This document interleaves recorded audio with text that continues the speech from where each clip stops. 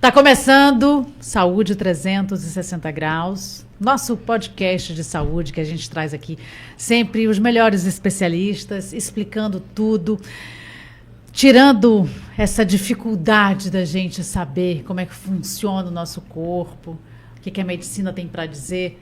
Sempre um bate-papo muito bacana que a gente traz aqui. Eu, Cristina Miranda, e Stephanie Suerdick. Pois é, já estamos a postos e olha, eu já vou contar para vocês que a gente estava esmiuçando já alguns assuntos importantes que a gente vai trazer aqui dentro do nosso tema. Se você estava aí acompanhando na rede social, já esperando o link ficar ativo, já pode começar a mandar sua pergunta. A gente vai falar sobre endometriose, fertilidade, menopausa, ou seja, todas essas fases que a gente atravessa, especialmente nós, mulheres, e que a gente precisa de orientação, entender o que é que acontece, como o Cris falou, no nosso corpo, e principalmente quando é que a gente precisa de cuidado, quando é que a gente precisa de uma intervenção. Então esse é o espaço para você esclarecer sua dúvida. Vamos com a gente, porque os especialistas já estão por aqui, são eles que vão esclarecer tudo.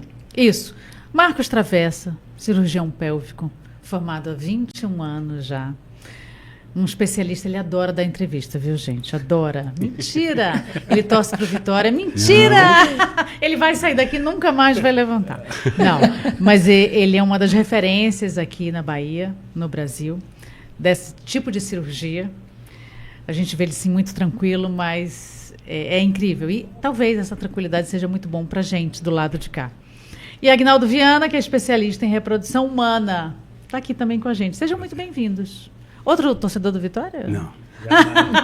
Não existe isso. É parceiro de Fonte Nova. A Bahia é Bahia, pô. A Bahia é Bahia. Na Bahia não é Bahia, não. Menos, né? A gente abre assim para poder descontrair, vocês também mandarem suas perguntas, porque a gente precisa entender. Às vezes os temas parecem muito espinhosos. Endometriose. Se falava pouco, se fala muito. E que bom que se fala muito, que se tem um olhar agora sobre o que é, que eles vão explicar. Também vamos falar sobre fertilidade. Hoje em dia é possível deixar ela para mais tarde, planejar com mais cuidado. Vamos falar também sobre menopausa, um tema que eu fiz questão de trazer à mesa, não só porque eu sou representante maior dessa situação, querendo saber se ela passa, eu acho que sim. Eu acho que a minha já está, inclusive, amenizada, dando tchau. A gente vai falar sobre isso tudo, é tão bom. Olha, então a gente está com uma representante de cada assunto, de Sim. cada pontinha, cada extremo, porque eu estou aqui representando a endometriose. Então a gente vai aproveitar para destrinchar tudo isso aqui e passar por essas fases, né? E muitas vezes entender como é que essa mulher vai chegar na menopausa, como é que tudo vai acontecer. E na menopausa, o que é que pode ser feito por ela? Pode gestar, não pode gestar? A gente vai entender tudo isso. E eu queria aproveitar para a gente já começar trazendo um pouco dessa realidade da endometriose enquanto números, né? A gente fala tanto dessa crescente dos diagnósticos e aí se fala, são muitos diagnósticos. Tem crescido ou a gente de fato está entendendo mais? Os profissionais de saúde estão mais preparados para identificar um sinal e perceber que aquela mulher precisa de um exame específico? Como é que está essa realidade e se os números têm acompanhado o que acontece na clínica, né, nos consultórios? Perfeito. Primeiro agradecer mais uma vez estar aqui com vocês, né? Já sou reincidente aqui com você. E sempre é um prazer poder ter esse bate-papo leve, suave e levar informação para a população. Hoje, mais do que nunca, com o Agnaldo aqui, como referência aí na fertilidade, ele que faz um trabalho excelente em conjunto aí comigo e com outros profissionais que militam na endometriose, ajudando muita gente a engravidar. Isso é de extrema relevância. Então, Stephanie, na minha concepção, eu acho que a endometriose ela sempre existiu, né? Eu com certeza digo que todo mundo conhece alguém que tem endometriose. Talvez essa pessoa não saiba que ela tem endometriose, mas com certeza alguém aqui e que está nos ouvindo, que está nos vendo, conhece alguma mulher que ela fica incapacitada durante o período da menstruação, que ela falta o trabalho, que ela é tida como fresca porque tá ali no período da menstruação, não consegue trabalhar, executar sua função de maneira devida, de maneira correta, falta escola, falta faculdade. Então, essa mulher possivelmente ela tem endometriose, tá? Ela tem cara, tem jeito, tem tudo de endometriose, só falta receber o rótulo da doença, dizer que ela tem endometriose. Então, as estatísticas que mostram que 1 a cada 10 mulheres tem endometriose, ela talvez seja até subestimada por conta dessa população que ainda não foi diagnosticada. Ela ainda não fez um exame que está ali dizendo, ó, você tem com certeza endometriose, né? Então, só falta ela passar por um médico, esse médico suspeitar, esse médico solicitar o exame que comprove e ser comprovado. Na verdade, é só isso, porque essa estatística ainda é subestimada. Então, para você ver que mesmo a estatística subestimada, ela é elevadíssima. A gente está falando 1 em cada 10 mulheres ser portadora da doença, e que é uma doença que, ela tem um amigo meu lá de Fortaleza que ele costuma dizer que é uma doença que rouba sonho. Rouba sonho de sua vida normal, rouba sonho de você ter seu filho, rouba o sonho de você ter uma vida sexual ativa junto com seu esposo, e daí é uma sequência de coisas que a doença vai te roubando e te privando, né? Eu acho que Eu acho que é mais ou menos por aí, Marcos, como você falou. É uma doença que sim, era uma das que talvez a gente considerasse uma das doenças ginecológicas negligenciadas. A gente teve avanços aí nos últimos 20 anos em relação a exames de imagem, em relação a diagnóstico, que forneceu até o próprio ginecologista bem mais ferramentas para a gente conseguir determinar isso aí. Houve também a questão mais de informação, a questão mais de acesso, e isso tudo trouxe mais diagnóstico e mais clareza. Na última vez que eu tinha conversado com o Marcos, a gente fazendo inclusive um podcast também sobre esse tema, a gente falava que o diagnóstico padrão ouro de uma endometriose era submeter a mulher a uma cirurgia, para dessa cirurgia você tirar um tecido e desse tecido você dar o diagnóstico. Hoje não tem sentido isso. Hoje você faz o diagnóstico inclusive clínico, como ele fala. O paciente às vezes chega com um cara com tudo ali que você vai ter realmente uma endometriose. E aí você vai submeter ela a métodos de imagem, e geralmente por esse método de imagem você consegue afirmar que ela tem essa doença. E vai guiar ela em relação ao que ela vai ter que fazer, como ela vai se planejar, qual vai ser a consequência daquele achado e qual o tratamento que ela vai ter. É como o Marcos falou, né? Chega o rótulo, né? Esse diagnóstico é importante para, por exemplo, esse rótulo, né, dizer, olha, você tem isso aqui, a gente precisa cuidar. Isso. Chega muitas vezes lá no seu consultório sem esse diagnóstico, porque se deparou com alguma questão da fertilidade e, no acaso, esse diagnóstico acontece? Marcos estava definindo aqui, né, que na verdade ela tem os impactos que a endometriose causa. Os dois principais seriam qualidade de vida e fertilidade. São as duas coisas que mais essa doença vai afetar. E aí acaba que, entre as pacientes de infertilidade, a notícia é um pouco pior. Em relação a pacientes que não consigam engravidar, porque a endometriose e a infertilidade elas caminham muito juntos, a gente vai discorrer um pouquinho como isso acontece, a gente chega a ter metade das nossas pacientes. Então, eu acabei de falar que é uma doença que eu tiraria já do rol das negligenciadas, mas não raro eu tenho pacientes que chegam lá com 1 ano, 1 ano e meio, tentando engravidar, sem conseguir, já encaminhadas ou para o ginecologista ou por ela mesma, porque pesquisou, uma amiga passou e tal e tudo, recomendou, e a gente faz o diagnóstico lá. A gente faz o diagnóstico dessa lesão, às vezes examinando a paciente no meu consultório. Mas, como eu disse, é uma das grandes consequências da endometriose a questão de não conseguir ter filhos. E aí, com isso, acaba que meu percentual é muito maior. Bote aí que metade, como eu disse, das pacientes que tentam engravidar, às vezes sem diagnóstico, você encontra algum grau de endometriose. Muitas vezes esse, então, é o sintoma que predomina antes. Talvez ela tivesse uma cólica, que alguém dissesse, não, a cólica todo mundo tem, e não se levava tão a sério, mas era uma cólica importante, talvez não tirasse ela da escola, ou não tirasse ela da faculdade, ou do trabalho, mas era uma cólica que incomodava, mas era normal, ou dito como. E talvez isso deixe para frente só esse diagnóstico e seja um problema. Possivelmente sim, Cris. O que é que acontece? O que a gente vê muito no dia a dia do consultório, tá? a mulher ali que iniciou seus ciclos menstruais ali por volta da adolescência, tá? Por qualquer motivo, ela iniciou o uso do anticoncepcional, né? Iniciou o uso do anticoncepcional porque ela sentiu uma cólica leve ou porque ela se incomodava muito com o fluxo menstrual, não queria ter menstruação, buscou o ginecologista, vamos prescrever aqui o anticoncepcional e vai seguir sua vida, tá? E vai seguindo ali com os exames de rotina, habitualmente. Aí essa mulher faz 18 anos, faz 20 anos, inicia sua vida sexual, tudo bem, tudo tranquilo, e aí ela se casa. Ela se casa e depois de um certo tempo ali do casamento, ela vai tentar engravidar. Que é a primeira medida que ela toma, a suspensão do anticoncepcional. Obviamente orientada pelo médico, ela suspende o anticoncepcional. E aí começa a se deparar ou com sintomas de cólica muito intensa, ou com sintomas, ou com sinais de dificuldade de engravidar. Às vezes ela nem se apresenta com sintomas relacionados à dor no período menstrual, nem nada disso. Ela passa a apresentar dificuldade de engravidar. Poxa, nunca tive nada, sempre passei nos médicos, sempre fiz meus exames preventivos, sempre fiz meus ultrassom simples de rotina, ultrassom sempre deu normal, nada demais. Vamos lá, vamos investigar se você tem endometriose. Às vezes tem um quadro avançado, um quadro grave de endometriose, que é aquilo ali que está sendo o dificultador para ela poder engravidar, né? Então, não é pouco frequente a gente se deparar com esse cenário. É o cenário da vida moderna. A mulher iniciou ali sua vida, começa a usar anticoncepcional, naturalmente. O anticoncepcional, que é um tipo de tratamento dos sintomas da endometriose, então ele termina mascarando os sintomas da doença. E aquilo ali, de uma forma ou de outra, obviamente nesse caso não de forma proposital, retarda o diagnóstico e retarda o tratamento da doença, né?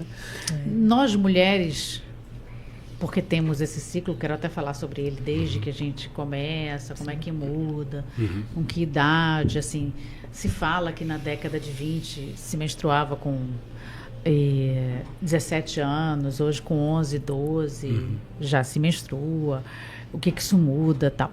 Mas não avançou nesse exame que todo ano a gente vai, para ser mais amplo, com um espectro maior, para ver outras questões relacionadas a doenças femininas? A gente tem duas coisinhas para observar em cima disso aí, como você estava falando. Uma é a questão do sintoma.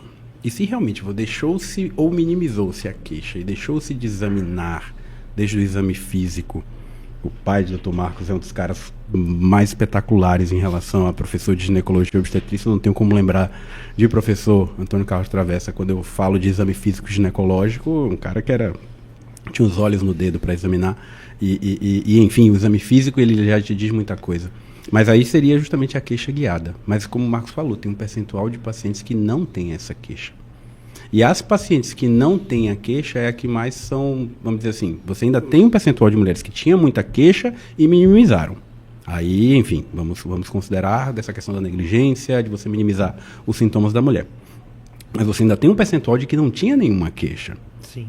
E naquele exame ginecológico de rotina, para fazer o preventivo, ou o exame justamente ali da vagina, do colo do útero, você não vai encontrar. Não é ali que é o sítio da doença endometriose. Esses casos aí acaba sendo um pouco mais sensível. E aí a dica maior seria você fazer exames de imagem, de rotina, em locais com qualidade, vai te alertar. Se você faz ultrassonografia, não é incomum, o Marcos pega também com toda certeza, uma paciente que fez 2, 3 ultrassons em locais e tal, e aí você altera a suspeita de endometriose, pede um local específico com ultrassonografista específico, que tem um olhar um pouco diferenciado e vê as lesões que antigamente se passaram como que não te teriam nada, entendeu? Então, entre um pouco essas duas coisas, a questão da paciente que tem muito diagnóstico é minimizada, e a paciente que não tem dor, não tem nada disso, e aí para realmente você definir esse diagnóstico só tendo bons exames para poder acompanhar ela, e não os específicos de endometriose, mas nos gerais, entendeu? Eu vou voltar um pouquinho ainda nesse ponto do diagnóstico, como a gente ainda tem essa janela de déficit, né, de tentar cada vez mais que essas mulheres tenham um diagnóstico precoce. E a gente falava aqui nos bastidores, eu falei já como representante da endometriose, e eu sou a representante daquela que não descobriu nova, que descobri depois dos 35, depois de ter um primeiro filho, e que não fazia a mínima ideia que se tinha endometriose. E aí é justamente o cenário do anticoncepcional, né, que Marcos trouxe, E aí eu tenho duas questões. Eu sei que quando se fala de anticoncepcional e endometriose, tem essas controvérsias, porque ao mesmo tempo que trata, ele também pode mascarar nessa fase.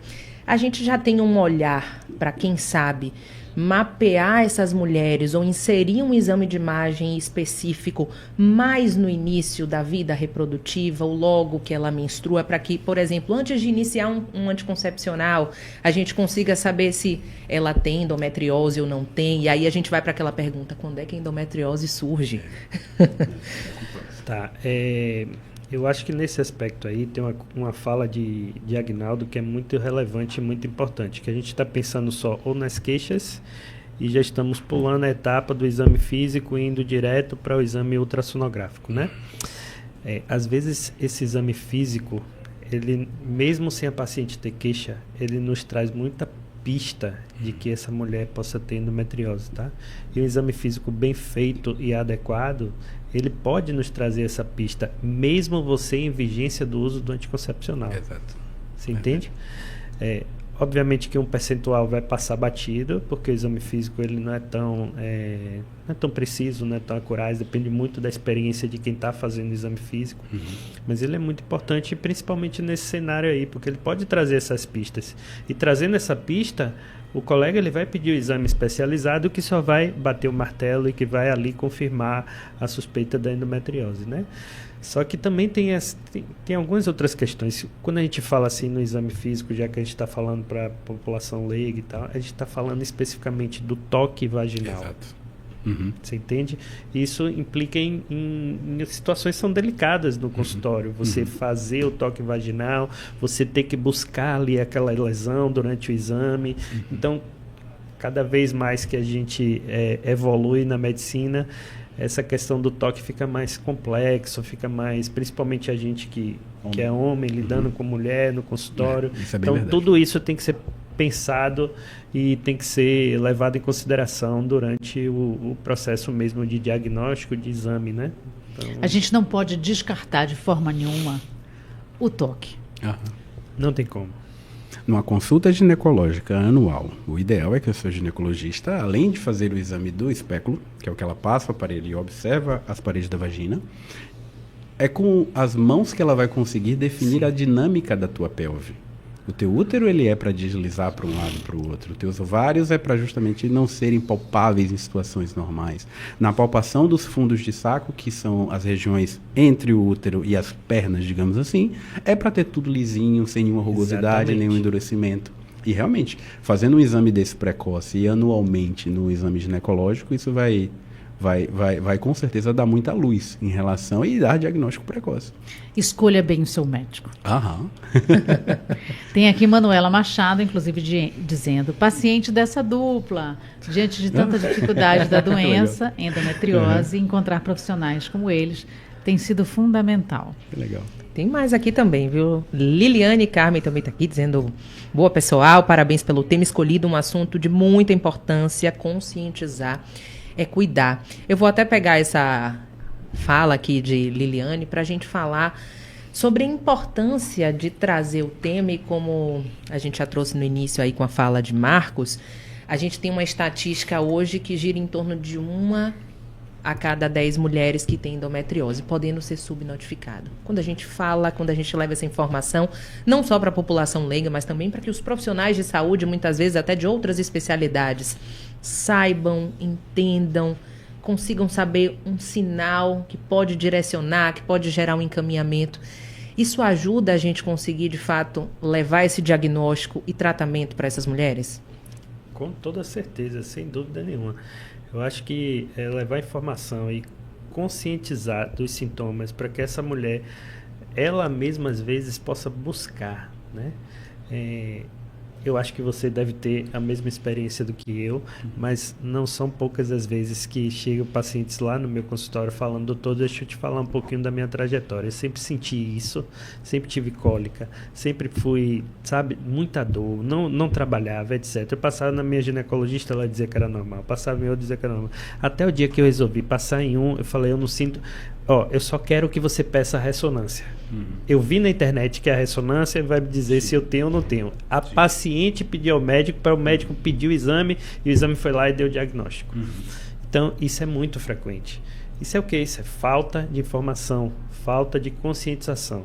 Então, quanto mais... E falta de conscientização por parte da equipe de saúde, tá? E aí eu não estou falando só médico, mas também conscientização por parte do paciente.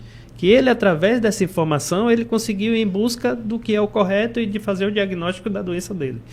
Então, eu acho que levar informação é fundamental.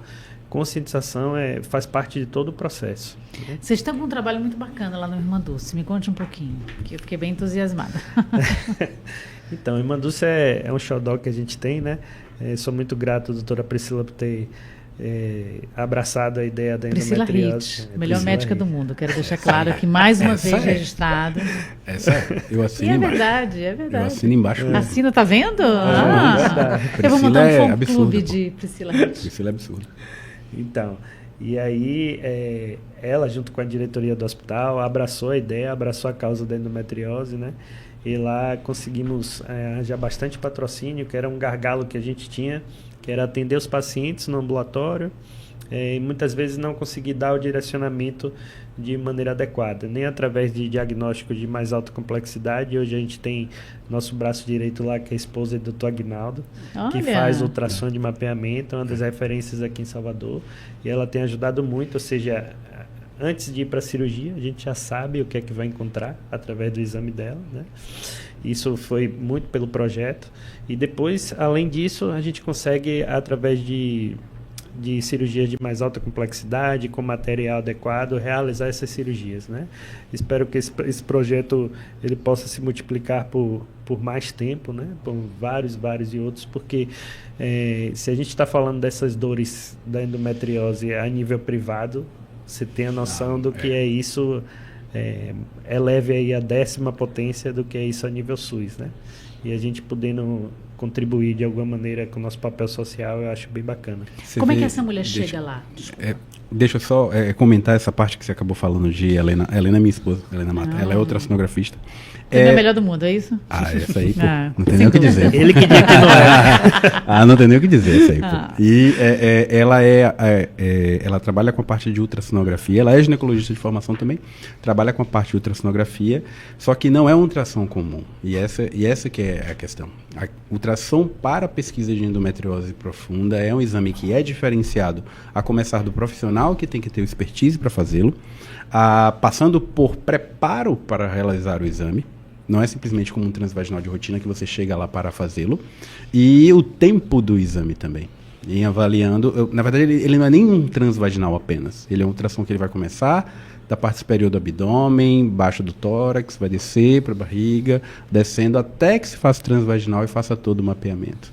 É um exame importante para diagnóstico, para acompanhamento e para o cirurgião, para dar esse mapeamento. E no SUS, que se eu não me engano, não teria nenhum local que realizasse. Que eu conheça, não. Pois é. Ainda mais E o com Irmã esse Dulce, nível de qualidade, esse nível de expertise, não.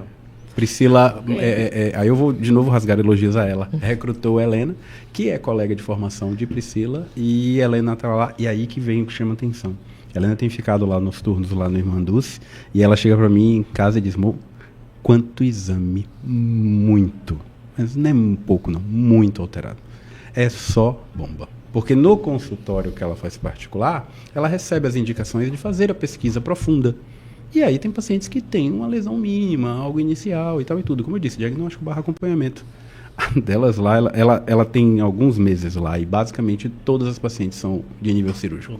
Mulheres Todas. que ficaram muito tempo sem um acompanhamento, Muito sem um tempo acesso sem a diagnóstico. exames. E... Perfeito. Você não quer saber nem o que era a doença.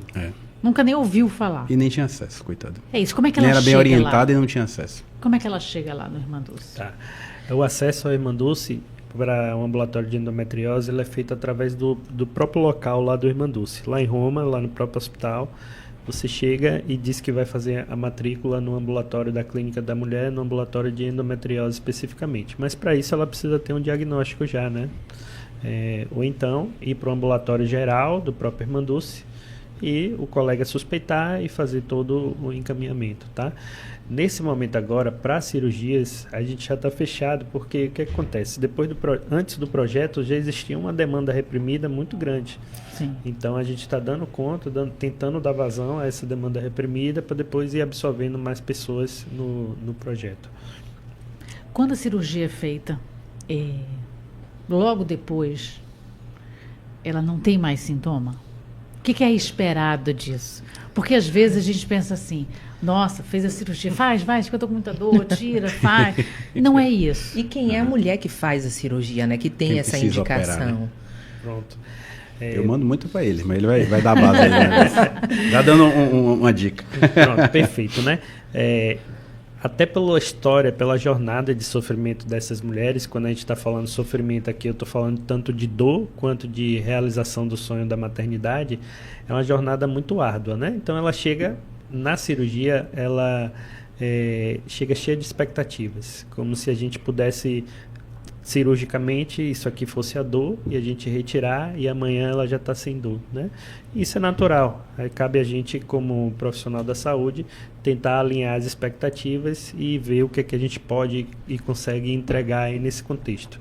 Às vezes existe também uma coisa chamada de memória da dor, que nem sempre a dor ela vai ser retirada de uma maneira tão simples como essa, né? Não sei, acredito que muitos já devem ter escutado falar daquela pessoa que perde um membro e continua sentindo dor no membro que foi amputado, né? Então isso aí são mecanismos que a dor funciona no nosso organismo, né? Então isso é memória da dor. Enfim, a cirurgia ela tem uma chance em torno de 80% de melhorar a qualidade de vida. A gente está falando de dor, tá? Em alguns casos também aumenta a chance da fertilidade, tá? Esses são os principais objetivos que a gente tem quando indica a cirurgia para alguém. A cirurgia é apenas um dos pilares do tratamento da doença, tá certo? E ela nunca deve ser enxergada de forma isolada, ou seja, eu vou fazer a cirurgia para não usar meu bloqueio hormonal depois, eu vou fazer a cirurgia para não ter que fazer exercício, não vou fazer a cirurgia para comer meu McDonald's todo dia. Então, tudo isso deve estar em um contexto que a cirurgia é apenas parte de um desses pilares. E para quem é a cirurgia? A principal indicação da cirurgia justamente para aquelas pacientes que já estão fazendo tudo, nutrição, exercício, fisioterapia pélvica, usando a medicação de maneira correta, quando pode usar a medicação, né? E nada disso está resolvendo em relação à dor. Então ela nos busca, então eu só tenho uma ferramenta a oferecer, que é a cirurgia, para poder tentar resgatar a qualidade de vida dela, tá? Esse é uma das indicações da cirurgia. A segunda indicação é evolução da doença, ou seja, a gente está órgãos-alvo, né? A gente está acompanhando essa mulher no consultório, e aí eu já digo que é uma doença crônica, que esse exame ele deve ser feito anualmente, e a gente vê que está aumentando a doença, ou seja, está evoluindo. Então a gente propõe um tratamento mais agressivo, entenda agressivo como a cirurgia, para tentar estacionar essa doença. Terceira situação, endometriose em determinados locais ou regiões que envolva risco de perda de função desse órgão. Aqui, antes da gente começar o programa, a gente estava falando daquela endometriose lá no ureter, no canal do xixi. Então, essa endometriose, endometriose em determinados locais do intestino que envolva risco de obstrução intestinal. Não é toda endometriose no intestino que precisa de cirurgia, tá?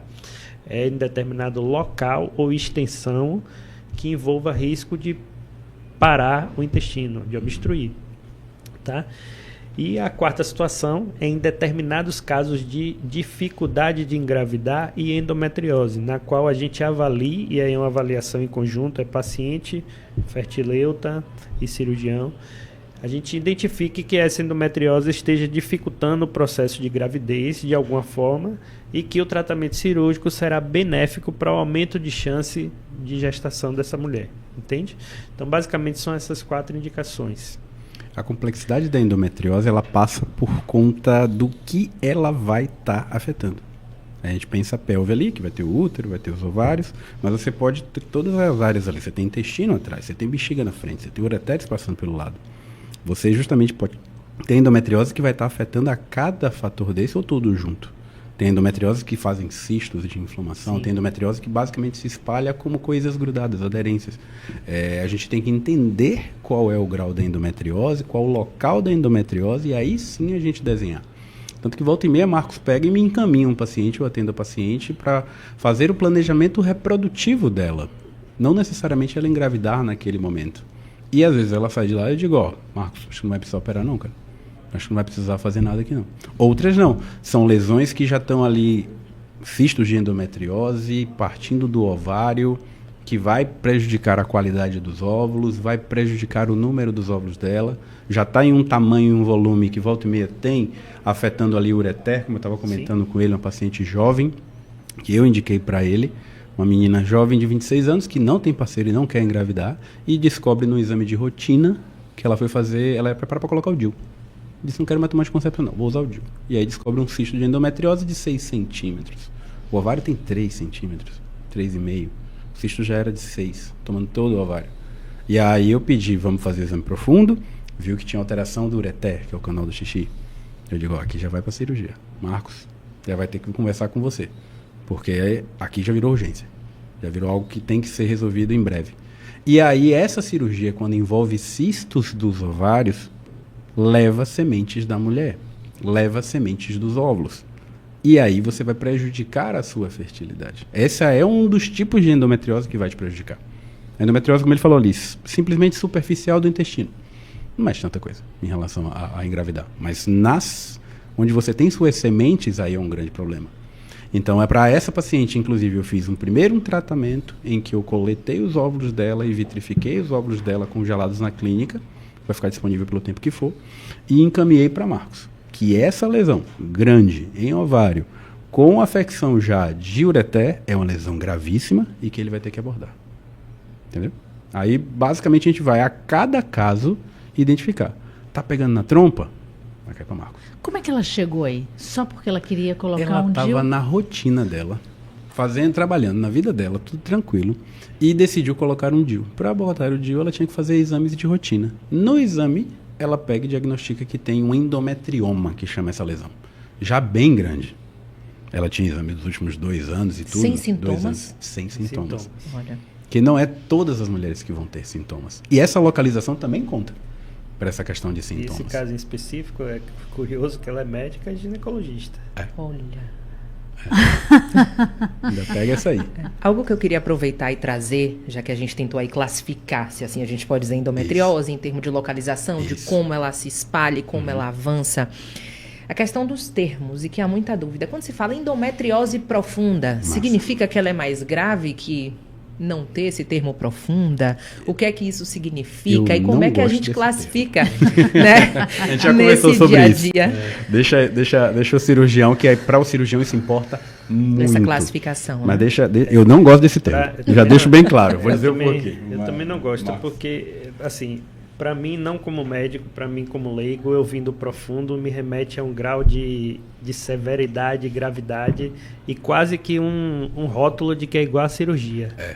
Exato. Se eu tenho endometriose, e assim, eu sinto isso é claro, na rede social chove e pergunta, doutor, eu tenho endometriose profunda, é muito grave, eu vou morrer, por favor, eu preciso de cirurgia, quando é que vai marcar minha cirurgia? Para mim chove, eu tenho endometriose profunda, eu posso engravidar ou não posso? Eu digo, e o ovário, e a trompa, que são em outro local Quando da eu vi pelve. meu laudo, eu já me vi na sala de cirurgia, já Pois lá é. deitadinha. Pronto, é profunda, eu já tô lá. É isso aí. É isso aí. Você espelhou bem o que é a realidade, né? E não é, na verdade, endometriose profunda é uma questão de profundidade do tecido endometrial invadindo outro órgão ali, adjacente, que pode ser mais de 5 milímetros ou menos de 5 milímetros, tá? Isso não quer dizer jamais que é mais grave ou menos grave.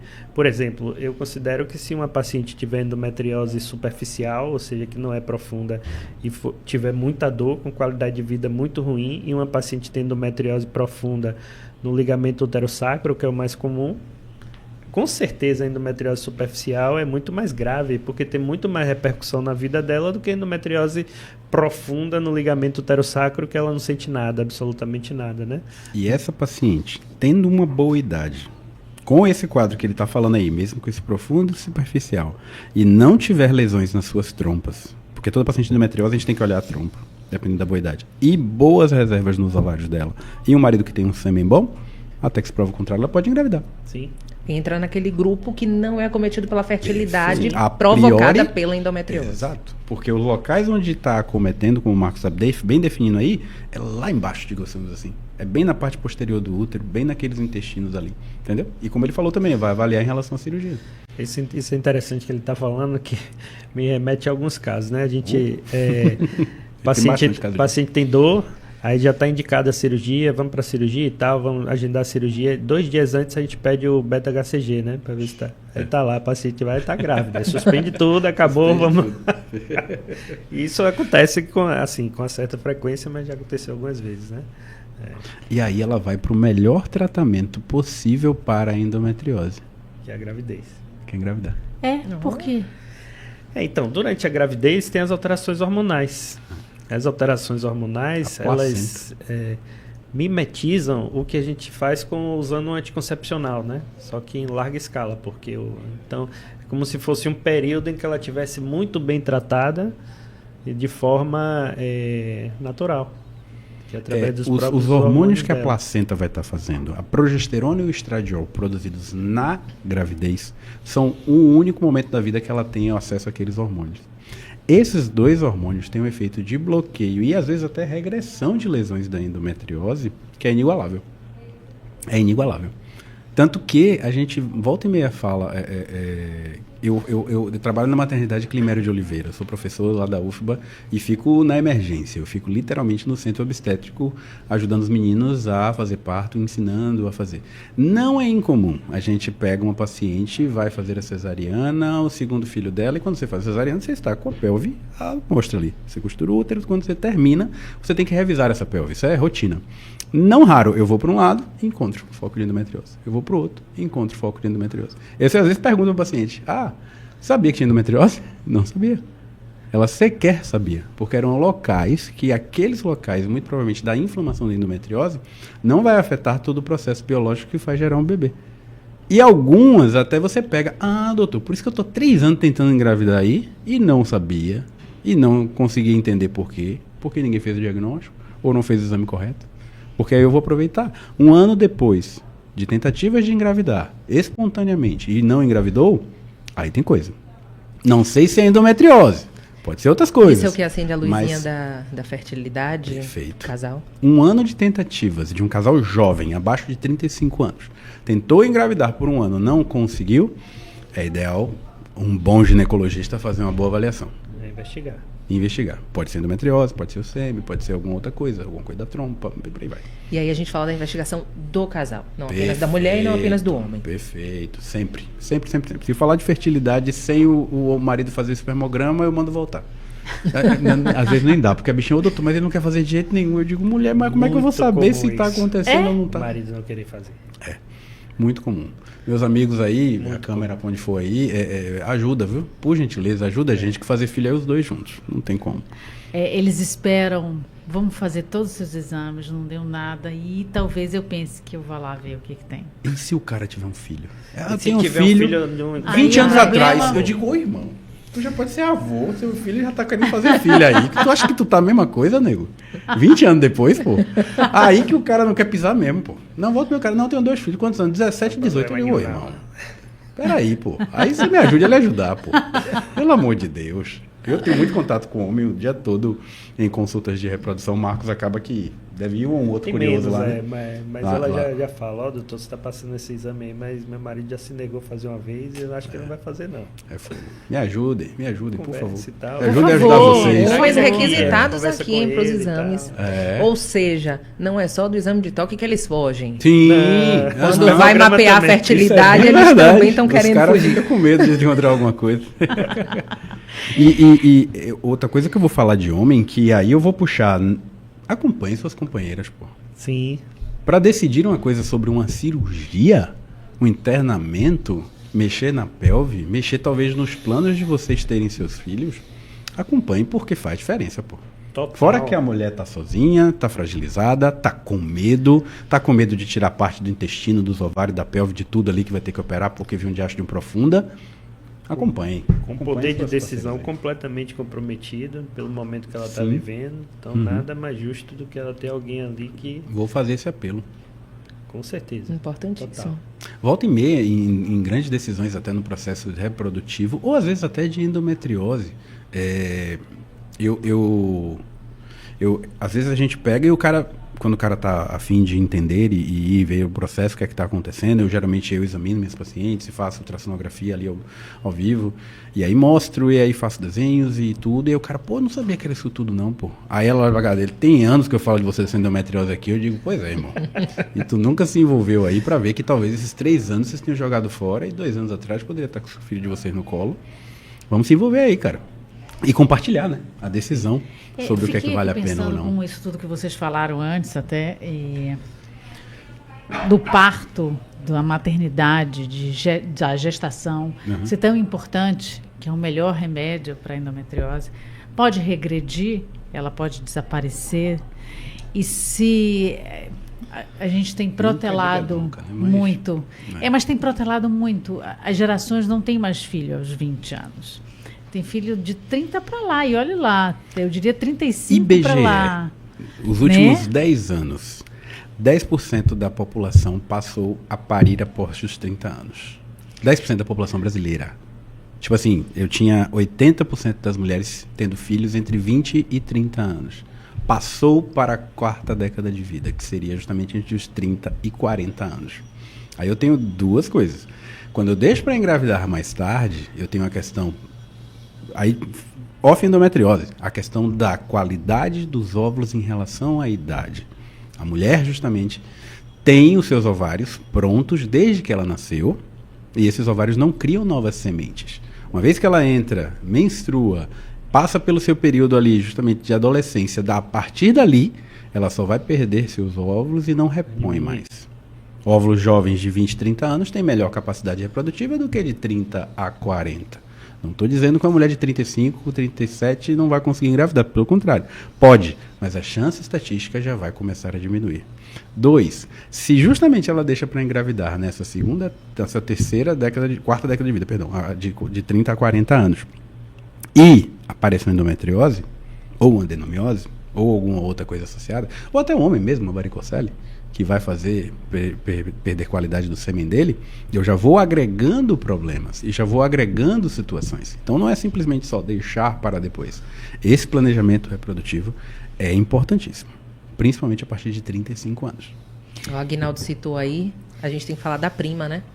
A adenomiose é prima, irmã, ela é o que da endometriose para a gente entender e é a prima. Tentar saber como é esse contexto e se acontece muito assim como a endometriose.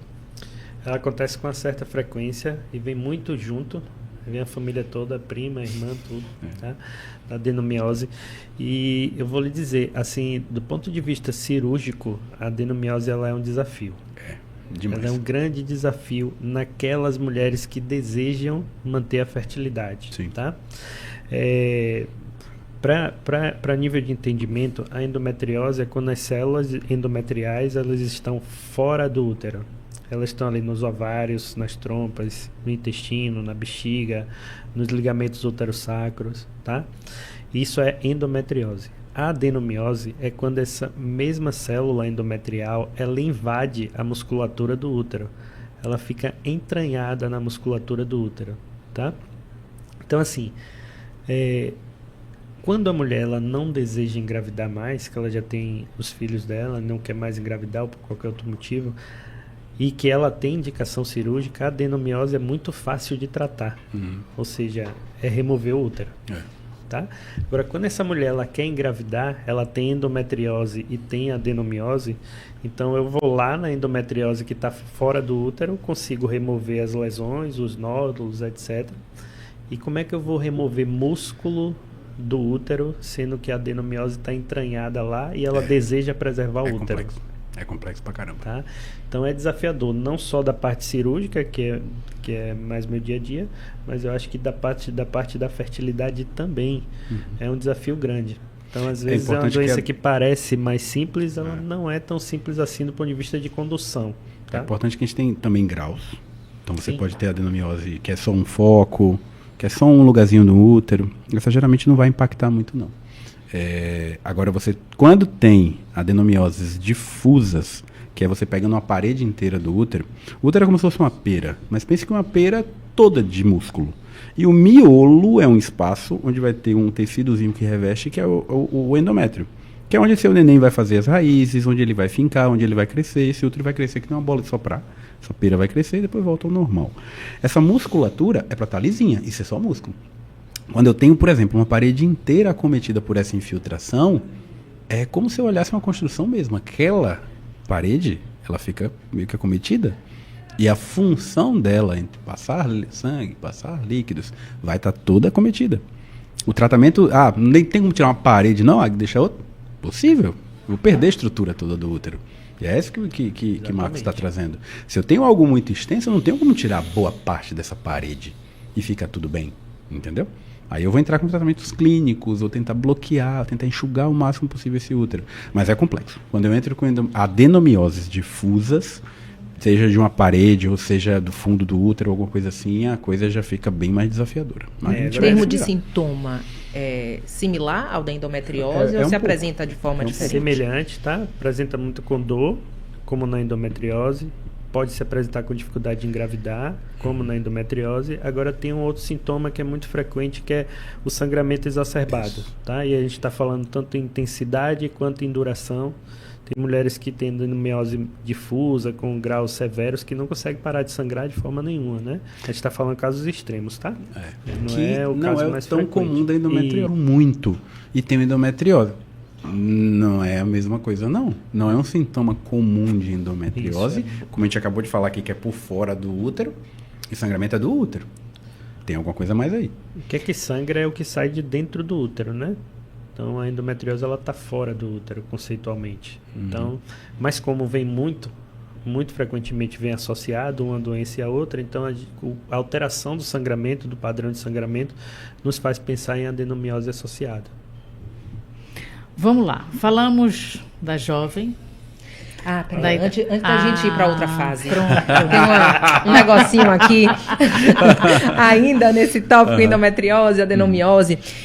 Eu vou voltar até o começo da nossa conversa para a gente falar de um ponto importante. Aqui, nossa conversa foi permeada pelo principal sintoma da dor. Ele, inclusive, balizando o tratamento, indicação cirúrgica ou não.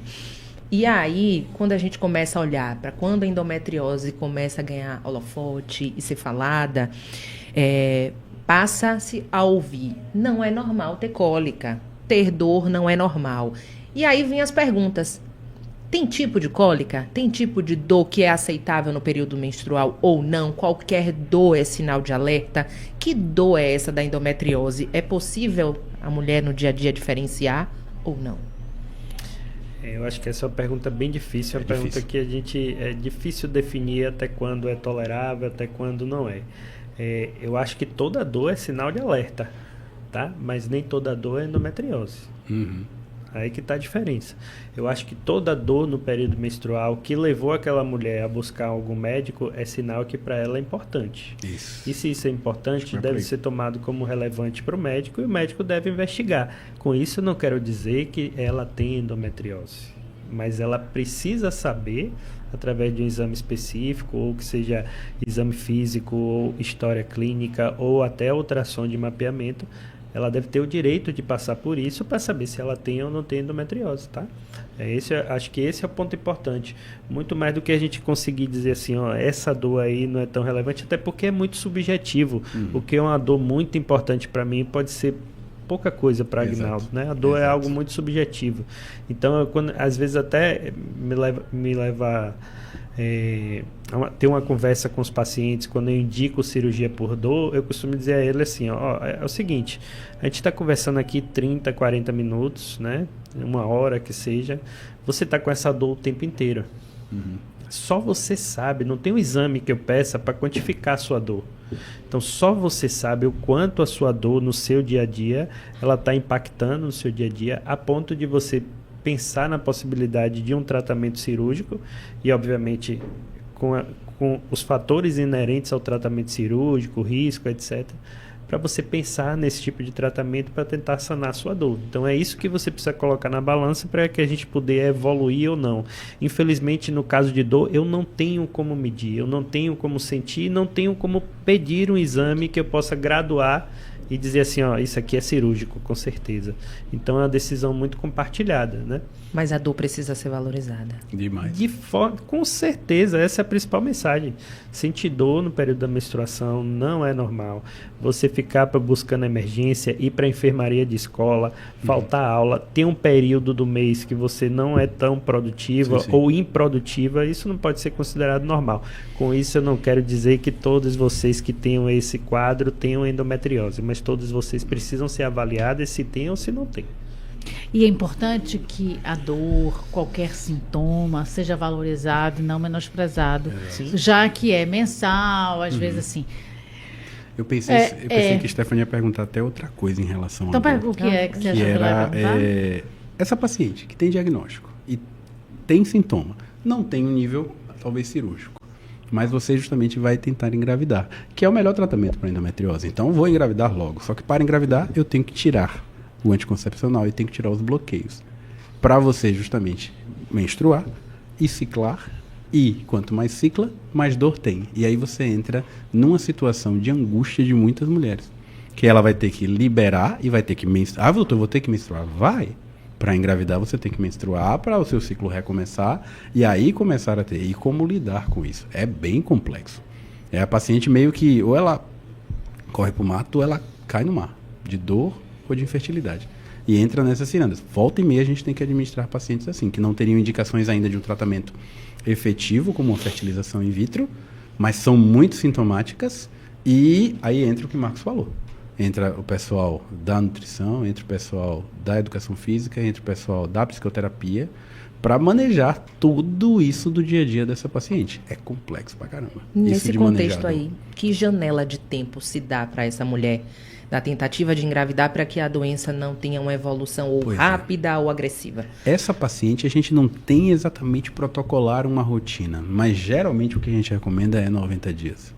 Vamos lhe avaliando a cada 90 dias, vamos lhe avaliando próximo, para a gente ver se justamente você vai conseguir uma gravidez espontânea. E se você não conseguir uma gravidez espontânea, se é hora ou não de eu partir para um procedimento como uma fertilização in vitro. Isso eu estou considerando, de novo, paciente jovem, paciente que tenha bons ovários, mas que tem uma doença que causa dor, inflamação, talvez não seja a hora de operar. Não é tão simples decidir passar uma câmera dentro da barriga de uma mulher e operá-la. E também não é tão simples indicar uma fertilização in vitro, que é um tratamento maravilhoso, mas envolve exposição hormonal, uma série de coisas. Então, a gente fica ali naquela situação e ela angustiada, e ela com medo, e ela ansiosa. E aí a coisa é difícil. A gente está falando de um recorte da dor e que isso deve ser falado. Mas não só essa, porque às vezes não tem cólica, mas tem enxaquecas severas. Às vezes não tem enxaquecas severas, mas no período menstrual a pele inteira fica com problemas. Ou náuseas, né, que é muito comum. Namorar com dor. Também. Às vezes a paciente que tem dor na tanta relação algia sexual, pélvica, né? e tem dor na relação sexual. Endometriose tem muito isso, por causa de alguns sítios que pode pegar. É muita coisa em relação à dor. Ginecologistas, vocês têm que olhar tudo. É isso? E esse tudo é muita coisa. Esse tudo é muita coisa. E a gente, como paciente, tem que dizer tudo. Sim. Sem problema Isso algum. é fundamental. Ou diga, eu sinto assim, assado, desse jeito, dessa vergonha, forma, né? para que o médico bom lhe avalie, diga, não tem vergonha, Isso. diga, ele é seu, ele não vai sair contando aquilo para Pelo ninguém. contrário. Nenhum julgamento Ele- de valor, né? Nada, mas conte, porque às vezes coisas que você faz, que você está falando ao redor, seja não ter atividade física, seja sexo em um volume específico, Sim. seja bebida alcoólica, vícios diferentes, tudo isso vai causar. E às vezes ali não vou contar não, vou fingir que eu sou uma pessoa normal. Não, ninguém é normal, a verdade Ninguém. é essa. Mas é difícil, às vezes, que ela fale, e é importante. É importante demais. Essa relação de confiança entre ela e a equipe inteira, como eu estava falando. Que aí vai ser desde a gente, a nutricionista, a educador, a terapia. Tem que falar a verdade, tem que jogar limpo. Para poder ser ajudada. Senão, não tem como a gente ajudar ela. Tem como descobrir, né? Tem coisas que o exame não diz. Só para Vamos lá. paciente. Agora Mudar sim. de fase. Por favor, vamos avançar no tempo.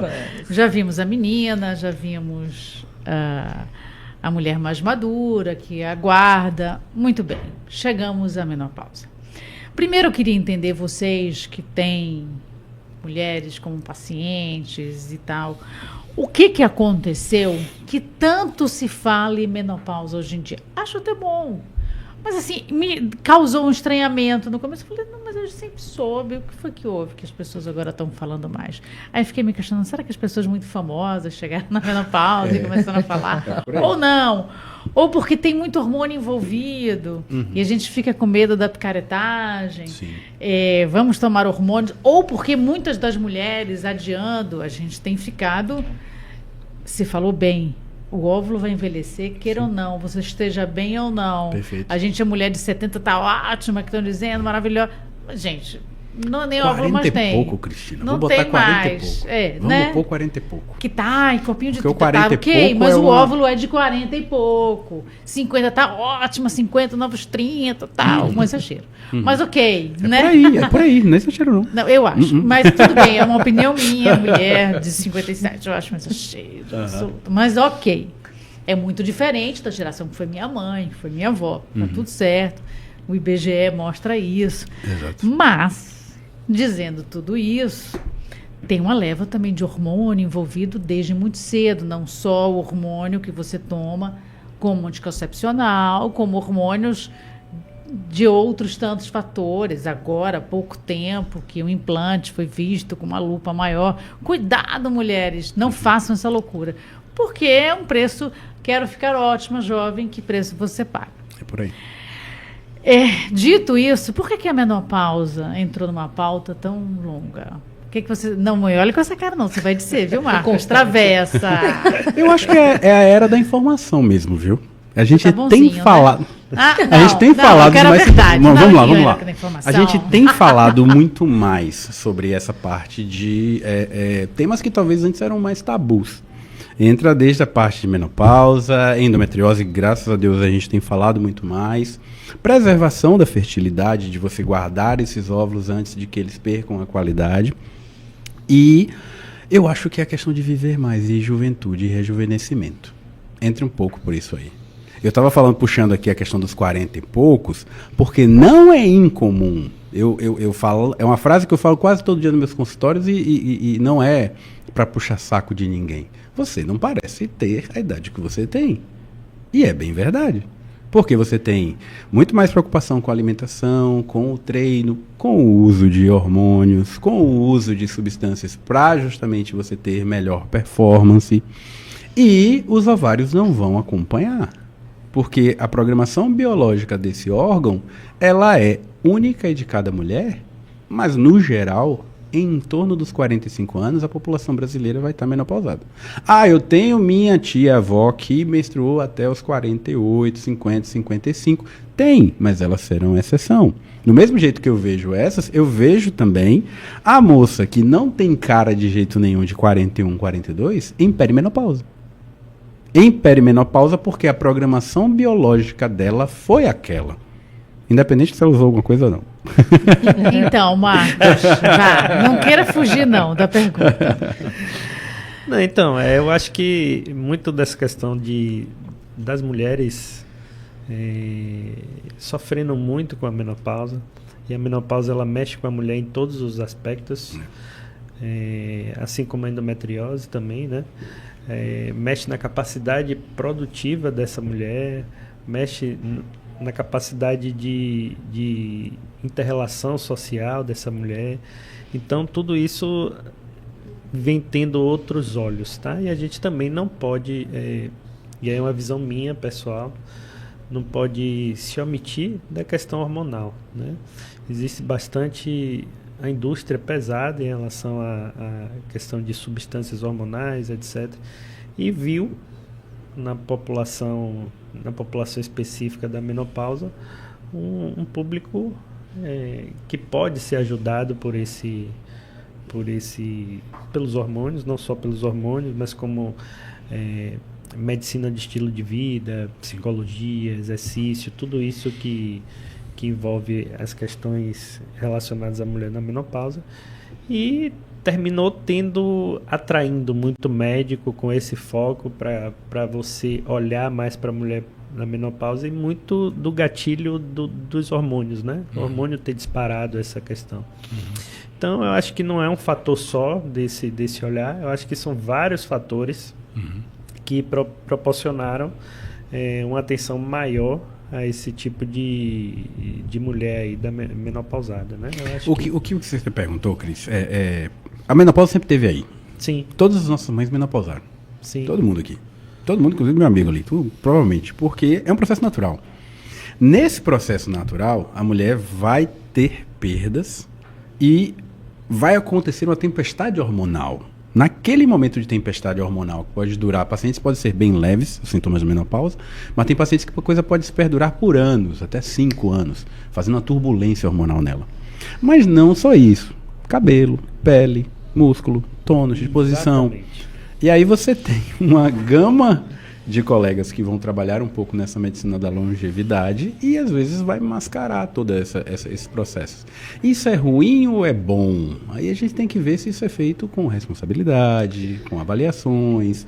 Eu não sou contra o uso, por exemplo, de reposições hormonais, não. Feito de forma responsável, tudo bem medidinho, tudo tranquilo. E que a paciente tenha um entendimento do que está sendo feito e do que está usando. Porque o que não pode, eu vou puxar para o meu. É uma moça chegar com 44, 45, que já está fazendo reposições, já está fazendo algumas suplementações, ou não sabe ao fim de não saber, e chega lá para mim e diz, não, mas se eu estou tão bem, por que eu não posso engravidar? Eu digo, peraí. Faltou o básico aí.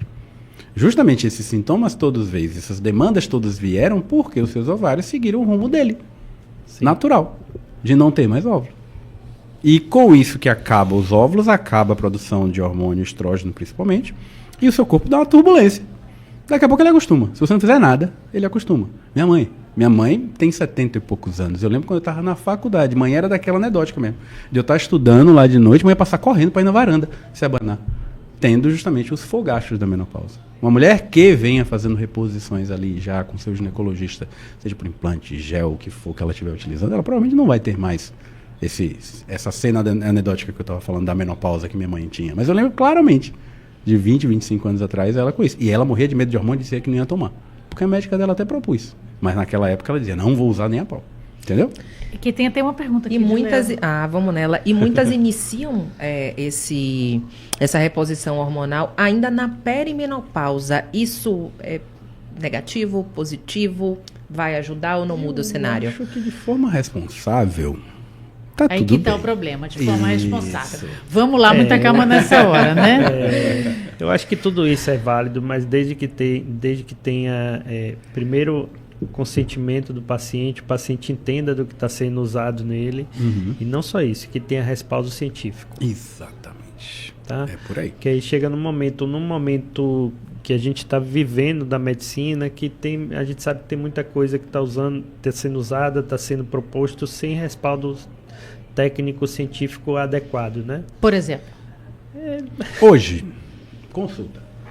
O paciente me manda a receita porque ela, além de fazer justamente os preparos para engravidar lá comigo, ela fez uma consulta com outro colega e justamente veio com a receita. Não, doutor, eu estava com essa suplementação aqui. E passou a suplementação. Mas só vou usar se o senhor disser ok. Isso é fogo. É bem complexo. Porque, você está indo em outro colega médico, pedindo a opinião dele. Ele está dando a opinião dele. Está prescrevendo negócio. Sou eu que vou dizer que é para usar ou que não usar? Você vai dizer. Porque e aí eu respondi. Você, e tem 1, e tem 2, e tem 3, não pode usar. E tem 4, tem 5, pode usar. Mas não vai adiantar nada, provavelmente. Tomara que ela não use o tem 1, tem 2 e tem 3, porque vai me atrapalhar. Não, e o 4 e 5 que pode usar também o não 4, serve pra 5, nada. não é vitamina D, uma reposiçãozinha ali de vitamina B12, de ferro, de vitamina C. Adianta pra alguma coisa? Eu só me lembro do professor Paraná. Daqui a pouco a gente entra na tabela periódica e por aí não, vai. Tenha paciência. A gente ser enganado por médico, pra mim, é uma das maiores picaretagens. Eu vi que o doutor Paraná passou por aqui. Viu? Ele gosta de falar mais disso. É uma das maiores picaretagens, porque mexe com a saúde. A gente de uma área que realmente a gente não entende nada. A gente acha que entende. Muito sensível, né? Muito sensível, é individual. O doutor Hugo não vai dizer, ele vai dizer apenas o que é importante lá por cima, para você não ir tão leigo e não saber fazer uma pergunta, não ter um entendimento. Mas ali não vai precisar. Por isso que eu estou insistindo em Isso é perguntar complexo o mesmo que por- é um problema É. que você vê e que repercute. Para as pessoas terem atenção, porque eu vou dizer, a gente sempre fala isso aqui, vou falar mais uma vez. Nós temos um critério de curadoria que eu boto minha mão no fogo. Os que vêm aqui, conversam Obrigado. aqui, a gente fez uma curadoria. São especialistas maravilhosos, com poder científico, com saber científico, e que tem um cuidado. Não à toa são 2 apaixonados por Priscila Hitch. Mas é verdade, e que tem um cuidado com o paciente enorme. A gente tem muito isso mesmo. Por isso é importante o alerta quando é feito. Olha, cuidado com isso, com isso, com isso. Porque aí a gente está falando do cuidado que a gente tem aqui com a informação, Sim. que já Perfeito. pode causar um certo Perfeito. estrago. Sim. Aham. Mas quando a gente pensa desse cuidado, quando ele não há na prática, não há no consultório, o estrago pode ser Tá. Ó, você está me imenso, perguntando, né? eu vou falar assim do meu dia a dia. Picaretagem, né? Não, assim, do Da meu área dia a de dia, vocês. coisas que vê com uma certa frequência, tá? Por exemplo, eu acredito muito na abordagem multidisciplinar da endometriose, Perfeito. tá? Eu acredito no papel do exercício físico, acredito na fisioterapia pélvica, acredito muito e encaminho meus pacientes para o acompanhamento com nutricionista, tá? Só que às vezes chegam pacientes e nutricionistas, porventura, com 2 livros praticamente de suplemento e de pedido de complexo. exame, e você sabe Não que vai aqueles ajudar. suplementos não tem nenhum tipo de evidência científica em relação a tratar a endometriose, e muito mais do que é prometido Ou por engravidar. alguns dos colegas, No caso do meu. ou que vai aumentar a chance de gravidez, ou que vai até regredir doença de endometriose, rapaz. que vai fazer sumir dói. endometrioma, que vai fazer sumir lesão de endometriose, né? Então a gente não tem isso nem do ponto de vista médico, esse respaldo de algum tipo de tratamento que possa regredir doença, quanto mais com suplementos nutricionais, etc. Então isso realmente me assusta. Isso faz parte do meu dia a dia. Obviamente não são profissionais que a gente indica, mas que já chegam já acompanhados como referência em tratar endometriose, etc. E quando a gente vai ver, tá isso lá, né? Então esse é A um gente dos que pode mais me exemplificar esses suplementos. E aí muito se fala, ômega 3, Pois É como você falou. coenzima Q10. Aí tem tudo, e aí tem uma né? lista É quando você extensa. tinha te falado aqui a tabela periódica. Você tem vitamina D, você tem níveis de vitamina D que a pessoa literalmente inventou. Porque você não tem evidência nem em local nenhum descrito que uma vitamina D acima de 65 vai te melhorar alguma coisa. Você tem suspeitas, inclusive, que níveis de vitamina D acima de 70, 80 pode ser prejudicial. Na verdade, o que você tem é esse, é o contrário. E aí a gente está falando de suplementos simples. Esse item 2 e 3 que eu tirei da receita da minha amiga eram hormônios. Então, era uso de hormônios que são hormônios que, inclusive, dessa lista que está aqui na minha mente, foi agora de manhã isso. O item 1 é um hormônio que eu utilizo, progesterona. Só que a progesterona é um hormônio cíclico e que ela deve ser utilizada apenas em uma fase. Não tem sentido o uso de uma progesterona diária. Entendeu? E aí, quando eu entro na parte de homem, e eu atendo muito homem, como eu falei com ele, aí eu tenho uma epidemia da testosterona. O uso de testosterona, eu antes, bota aí 5, 7 anos atrás, eu atendia um paciente cada 2, 3 meses que estava em uso de testosterona e geralmente era um perfil bem definido. Um cara que já chegava ali, eu já conversava com ele. Eu digo, e aí, irmão, tá usando alguma coisa para performar, tá fazendo ciclo? E a gente tá falando de homens jovens. E agora eu recebo um cara igual a mim, Marcos, que tá usando testosterona. E aí, com todo respeito a nós dois, não estou esculhambando nós dois, mas são 2 homens eutróficos, normais, não são exemplos de malhadores de academia, tá entendendo? Mas porque foi num colega que justamente propôs ele o uso para ele ter mais disposição, para dormir melhor, para talvez, se ele for para academia, ter um rendimento melhor. E a testosterona, do ponto de vista meu da fertilidade, é venenoso. Às vezes uma dose de testosterona torna o homem azospérmico. E aí eu falo com ele e ele fala, não, mas o médico falou, e se eu tivesse realmente com dificuldade, podia usar outro para reverter. Eu digo, meu amigo, peraí, pô. Tem uma corresponsabilidade do paciente aí, viu? Eu sempre fui bem incisivo em cima disso aí.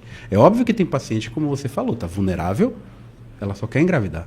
E ela procura uma profissional que vai dar para ela. Aí vê o custo, pô. Você pega a paciente que está usando R$1.000, R$2.000 de medicações e de suplementações que não vão agregar muita coisa. E eu nem estou falando ali se tem algum interesse em relação a esse custo desse gasto ou não, mas ela está sangrando o orçamento dela, utilizando NPOS e substâncias que, no papel, no livro, na evidência científica, eu não tenho um ganho real. Me dê Eu exemplo tenho... para quando as pessoas pegarem esse... Não, se eu porque é tenho importante. justamente uma Sim, reposição entendi. venosa vou dar um exemplo besta, uma reposição venosa de vitamina D no consultório tal, vai ser caro, porque os colegas cobram caro. E isso vai ter um ganho real? Não tem evidência. Infelizmente não tem evidência. Entendeu? No caso da testosterona, que a gente da exemplificou o perfil testosterona? desse homem, a gente está falando de que faixa etária? Homens que já teriam indicação de usar testosterona ou homens que não estariam Eu tô nessa falando de indicação? homem jovem. Eu tô falando de homem abaixo de 40 anos. Eu não tô falando de homem andropausa, que é homem que se você for pensar do reposição de testosterona, seriam para os que tivessem hipogonadismo ou para os que você tivesse realmente alteração lá na frente. Mas você tem esse risco de Falando justamente fazer. suplementação, né? Exato. Suplementar é você colocar algo que está já deficitário, né? Exato. E não mas simplesmente na pra maior parte das uma vezes não está vaidade. deficitário. Exato. Entendeu? É o complexo. Esse ano eu cheguei a ter foi literalmente o desprazer de pegar uma receita de um homem em que ele estava utilizando um antidepressivo formulado. E o cara prescreveu um formulado de um antidepressivo que, enfim, se vai julgar necessário ou não, eu não tenho capacidade de julgar se ele teria necessidade de utilizar ou não. Sim. Esse antidepressivo. E antidepressivo tem um dos problemas que ele pode causar, é queda da libido. Da libido. E aí, estava formulado Testosterona. Tadalafila. Ah, Os dois juntos. O antidepressivo mais a Tadalafila. Eu digo, meu irmão, formulado? formulado. Tu tá entendendo aqui o que você tá usando aqui? Aí ele... Não, doutor, que ele me passou tal e tudo, que eu tava pra dormir... E N outras coisas. Mas essa foi a que mais me chamou a atenção. Esse item da fórmula de manipulação. Item 5. Antidepressivo e Tadalafila. Eu digo, tu tá entendendo aqui que ele te passou pra talvez melhorar alguma coisa aí que você conversou com ele, que não tá dormindo, por causa do trabalho. Criando problema para vender a solução. Criando problema e vendendo solução. E isso aí vai causar um efeito colateral. E ele já botou o que resolve o efeito colateral. Só que não tem sentido você utilizar Tadalafila diário. Muito menos o antidepressivo sem acompanhamento. Peraí, pô. Aí eu volto ao Me Ajude a te ajudar. Você também tem que ter um pouquinho de autocrítica de o que você está utilizando, entendeu? A gente começou do básico, desde uma reposição de vitamina B, vitamina C, ácido fólico, vitamina D, ômega 3, que são suplementos que você, fazendo uma boa dieta e uma boa nutrição, você vai conseguir. Você não precisa fazer reposições absurdas. Já passou para o uso de N outras substâncias, que, como eu mesmo falei, eu não tenho capacidade de te passar, bicho, um antidepressivo. Não vou te mentir, não. Eu tenho muito respeito aos meus colegas psiquiatras que vão julgar se é necessário você utilizar e vão manejar contigo os efeitos colaterais. Mas tu já está usando e criando um problema e criando outro para cobrir outro. Peraí, pô. Não tem sentido A isso. bomba estoura em algum momento e vai parar no consultório de vocês. Exato. Depois de Esse estourada. parou porque a qualidade seminal do cara era horrorosa. Enfim, estamos na luta, que a primeira FIV dele não deu certo, não. Tem pergunta ainda aí sobre menopausa? Tem.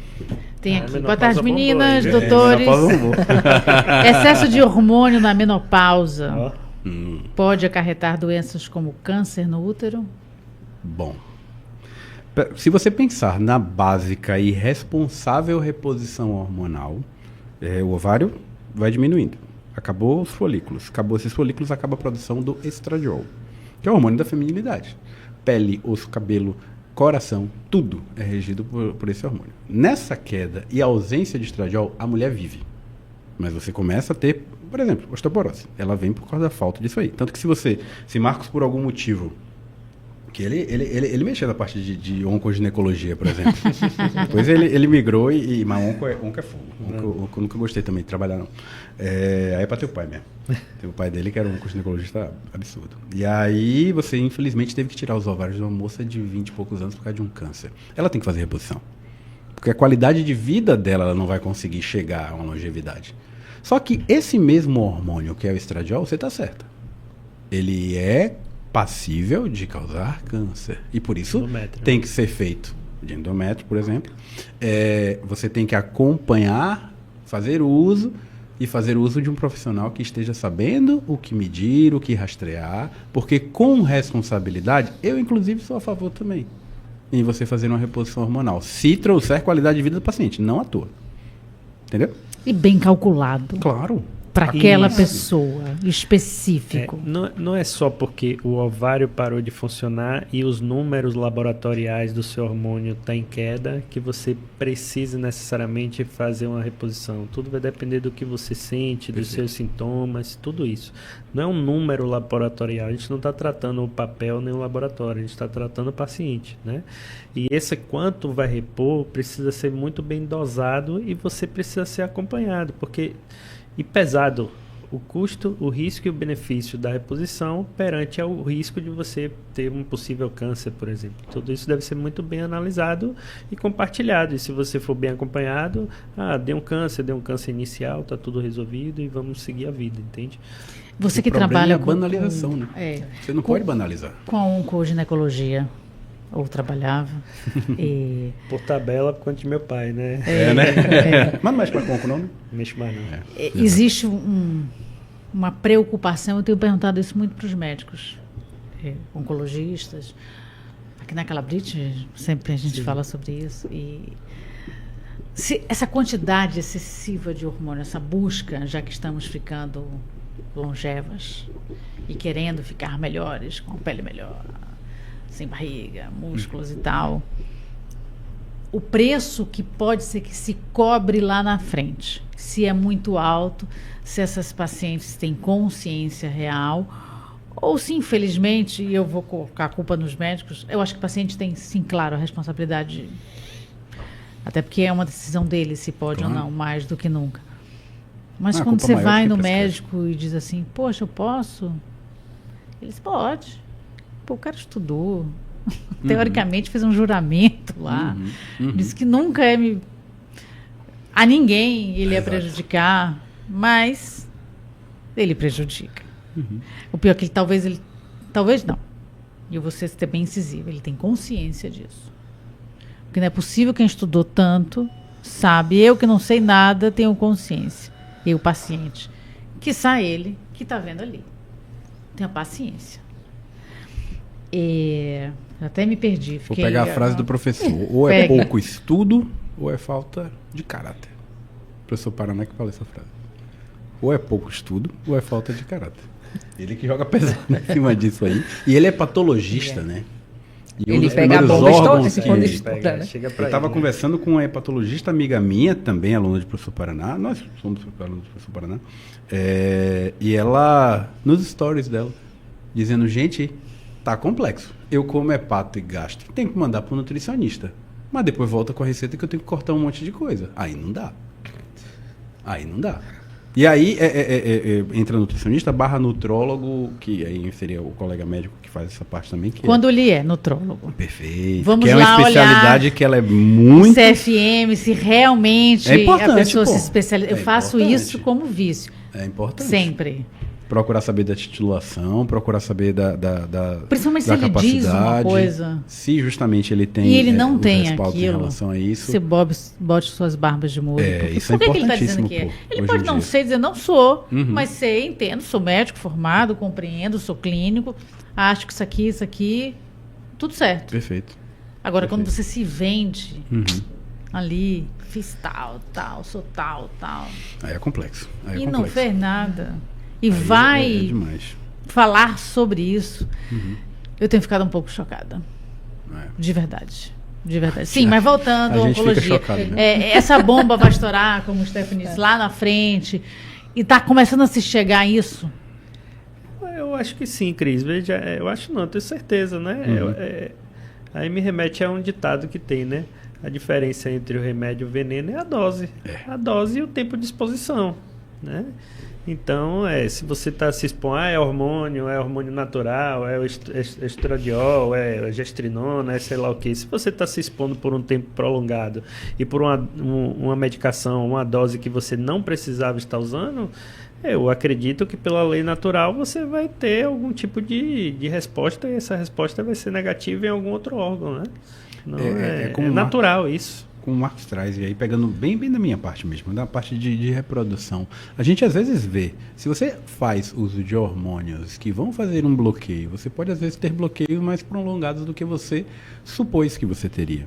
Em relação aí, desde você deu o exemplo de uma que eu acabei lembrando dela, que é a gestrinona, que a gente não sabe exatamente se ela vai causar algum mal. Mas eu já tive paciente de gestrinona que, para depois fazer ela menstruar normalmente, para poder engravidar, não foi tão simples. Gestrinona é o que as pessoas conhecem como o chip da beleza. É uma das medicações utilizadas no chip. É uma progesterona, né? Que é uma das que pode ser utilizada no chip.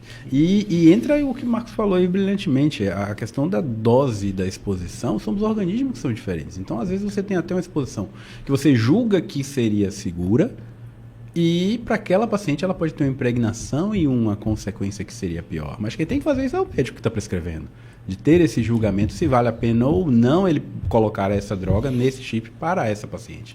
Quando chega lá no seu consultório, que já tomou isso tudo, está com uma dificuldade horrorosa de engravidar, depois ela quer voltar e pegar um médico pelo pescoço, que prescreveu ou não. Cris aí. Eu vou aproveitar que a gente... Ela quer me pegar pelo pescoço, ela quer resolver a coisa dela em 2 dias. Né? Ela quer... Voltar, eu vou colocar dessa forma, porque eu já tive isso. Né? Antigamente. Uhum. Eu vou aproveitar que a gente entrou no tópico dos hormônios e aí falamos das picaretagens, o uso inadequado, para a gente falar também do uso adequado. Perfeito. E aí, principalmente, desmistificar, porque muitas vezes a mulher que vem e recebe um diagnóstico de endometriose e ouve que precisa de um bloqueio hormonal, seja com um anticoncepcional oral, com um implante, com qualquer outro método que seja, a gente já tem aí um cenário que propicia uma parcela a ter um receio, né? Como é que eu vou entrar nesse tratamento? É hormônio? Isso vai me causar mal lá na frente ou não? Aí eu queria falar um pouco dessas terapias hormonais, o que efetivamente é validado para endometriose, como é que a mulher faz essa transição depois, quando chega a menopausa. Vamos entender esse cenário aí. Tá, vamos lá. É importante entender um pouco de como a doença ela funciona, né? E o endométrio, que é o causador não, que é o problema da endometriose, né? Que ele está no local inadequado. O principal alimento desse endométrio para fazer ele crescer, etc., é o próprio hormônio que a mulher produz, ciclicamente. O estrogênio, principalmente, e secundariamente a progesterona, né? Então, quando a gente prescreve um anticoncepcional para a mulher, a gente quer, na verdade, baixar esses níveis de estrogênio e progesterona, ou aumentar um pouco da progesterona, ao mínimo necessário para ela ter uma qualidade de vida saudável. Porque se eu baixo além, eu vou estar induzindo ela a uma menopausa, que é o que a gente não quer, não é? Então o anticoncepcional ele tem esse efeito. E aí, para tratar a endometriose especificamente, quando eu falo tratar a endometriose, entenda tratar os sintomas da doença. Para tratar a endometriose especificamente, existe uma série de medicações que nenhuma delas não tem respaldo na literatura, que nenhuma é superior ou inferior àquela outra. E aí é onde vem a individualização do tratamento. Exato. O tratamento ele deve ser individualizado. O que é bom para a Cris pode não ser bom para a Stephanie. E muitas vezes, nesse cenário, é tentativa e erro, tentativa e acerto, tá? Por exemplo, eu sei que o DIU hormonal, que é o mais usado comercialmente falando, o Mirena, ele, para quem tem cisto de endometriose nos ovários, ele não é o mais adequado, porque ele pode aumentar o cisto nos ovários. Então, esse aí já está descartado. Aí a gente vai selecionando, se você já tem um histórico de trombose, o estrogênio ele está proscrito para você, eu não posso usar o estrogênio. Então, a gente vai nessa linha tentando identificar o que é melhor para o seu contexto e individualizado para você. Até recentemente liberou para o SUS um outro também voltado. Né? Muda é outra forma de agir? Então, é uma forma de progesterona, só que via implante. Então, as medicações, elas podem ser, além delas terem diferenças nas drogas, elas podem ter diferenças nas vias, né? Eu posso administrar uma progesterona injetável, eu posso administrar uma progesterona por comprimido, posso administrar uma progesterona por implante. Para o SUS é um ganho? Com Eu certeza. acho que sim, sem certeza. dúvida nenhuma. Principalmente para aquelas pacientes que têm dificuldade de acesso à assistência médica. Então, você colocar um implante de longa duração para ela, que ela só vai poder voltar perto de renovar, isso é muito interessante, né? No caso do Implanon, por exemplo, com altas taxas de contracepção, é o que tem maior chance da mulher não engravidar, é o Implanon, não é isso? Então isso é importante, até para aquela mulher de rua, etc., que vive ali, então é bem importante, é um ganho, sim. E é como você falou, e tem a questão da individualidade e do acompanhamento. Porque você pode pegar e prescrever uma progesterona, mas essa mulher venha com 2 meses e tenha tido sangramentos diários, que é os spottings, são sangramentos de vazamento de ciclo. Você vai, às vezes, trocar a progesterona, adequar, tirar um pouco, volta ela ali e tal. Você vai manejando justamente isso aí. Exatamente. E da minha parte aí é hormônio puro, né? Quando eu entro na minha parte, eu entro em estimulações ovarianas, só que tudo é protocolado. Você tem protocolos de uso de medicações por um período definido para você ter um ganho. Volta e meia, a paciente pega, doutor, mas eu dei uma lida de vi que realmente se usa muito hormônio. Uso. Mas por um tempo definido para um ganho específico, que é fazer você produzir uma maior quantidade de óvulos, coletar e formar seus embriões, seja para guardar, seja para engravidar, por um motivo. Não existe, e como eu falei lá atrás, eu estar indicando uma FIV sem nenhum motivo. Eu realmente vou estar fazendo uma onda hormonal naquela paciente naquele período. E, inclusive, meu chefe lá na Espanha, que ele falava isso, e que ele ouvia falar que aqui no Brasil se utilizava N vitaminas e tudo e tal. Eu lembro de ter falado uma frase uma vez. O que essa paciente gastou de tanta vitamina em gonadotrofinas, que seriam esses hormônios, ela tem taxa de gravidez garantida em estudos científicos, né?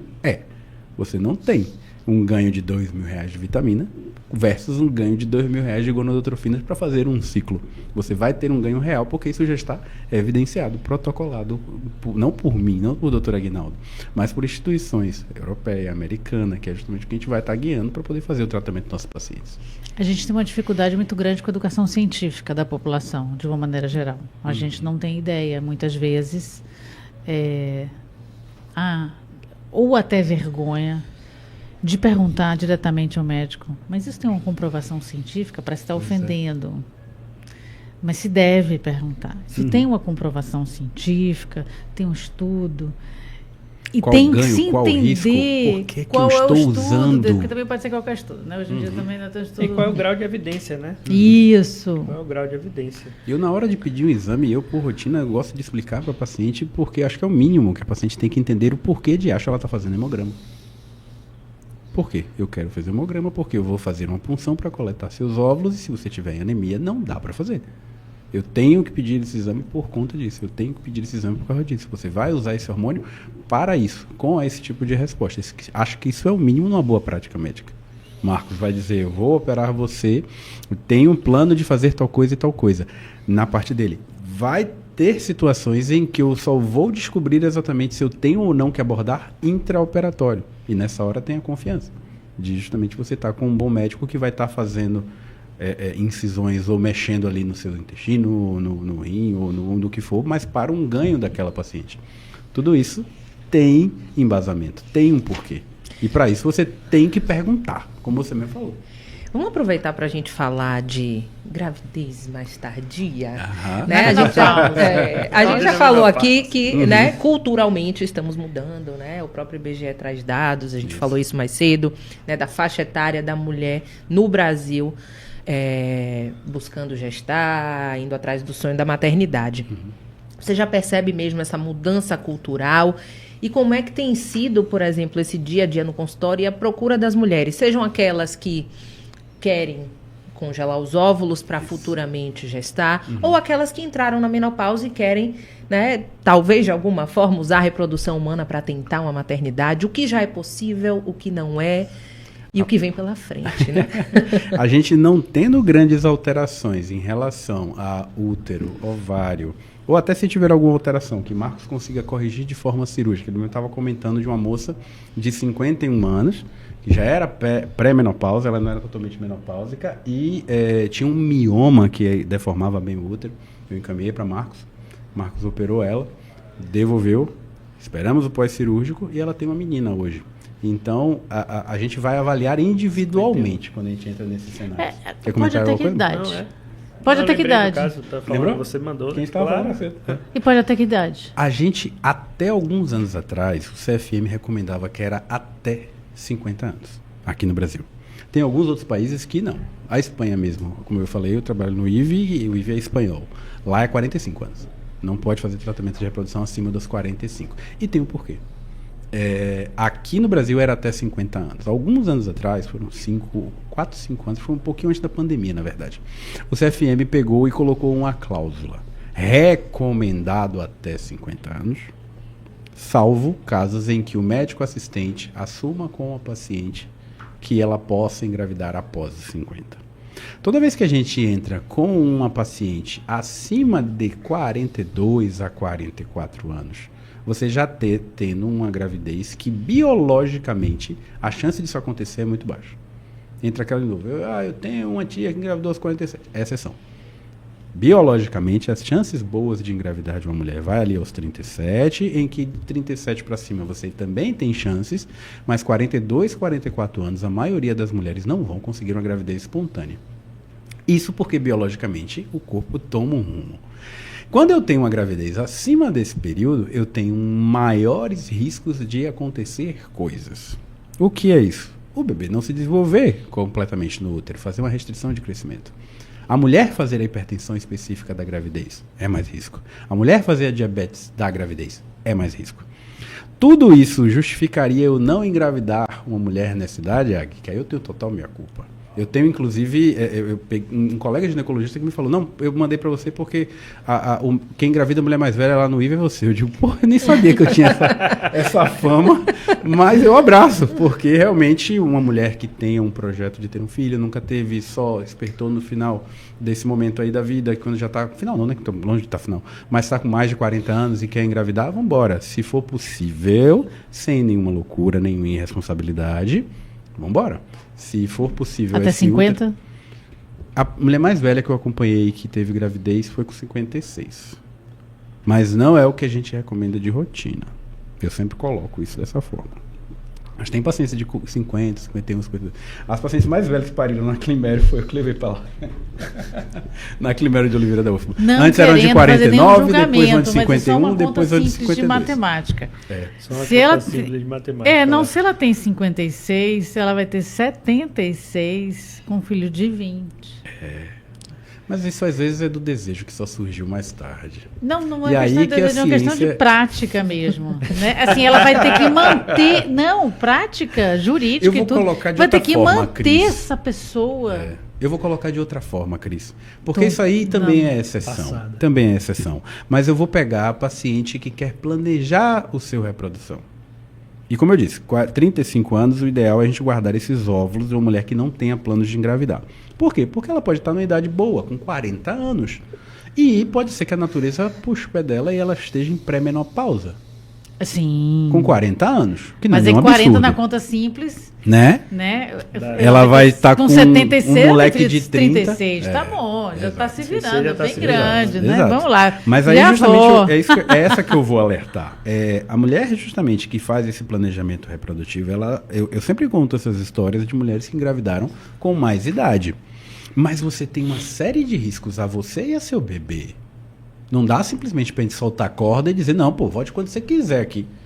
Não dá para simplesmente eu afirmar lá na clínica, o maior tempo que ficou vitrificado foi uma mulher por 12 anos deixou congelado os óvulos dela. Congelou aos 32, pariu aos 44.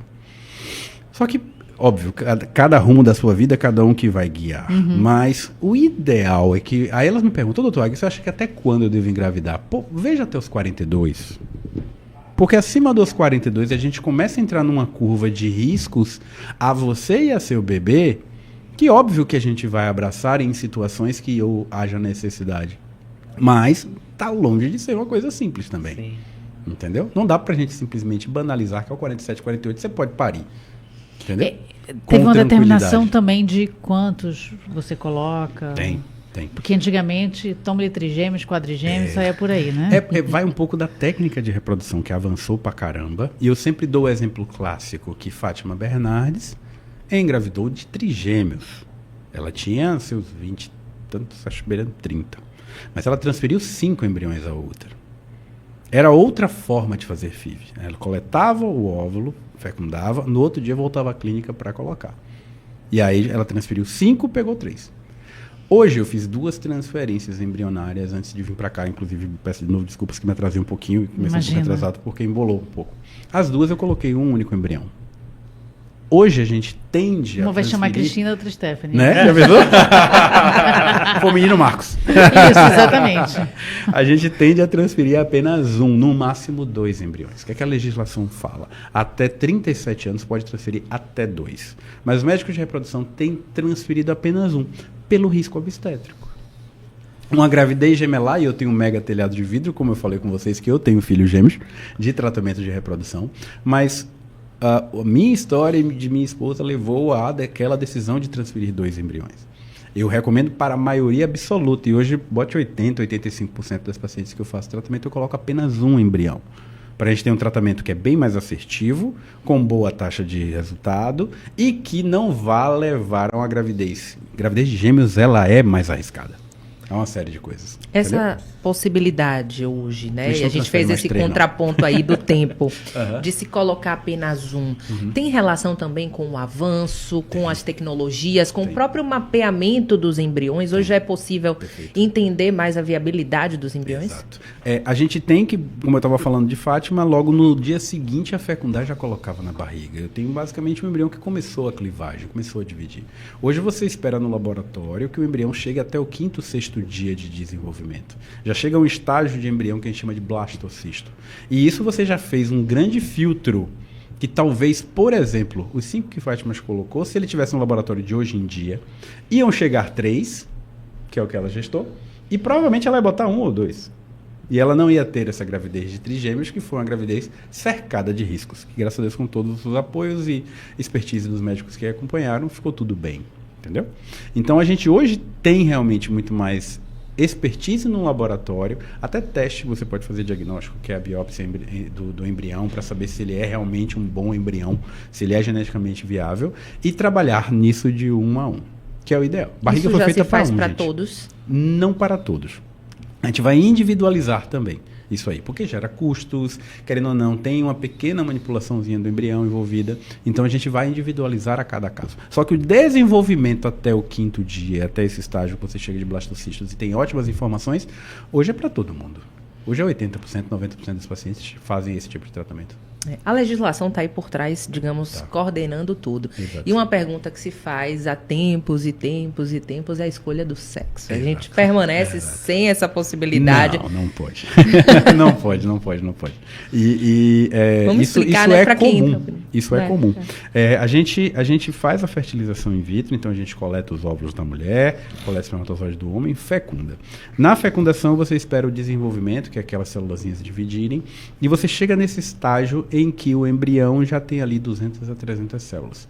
É possível a gente tirar um pedacinho dessas 200 a 300, eu guardar este embrião aqui no laboratório de Salvador e roda no teste genético para saber se esse embrião tem alguma doença genética ou não, ou se ele vai gerar um aborto ou não.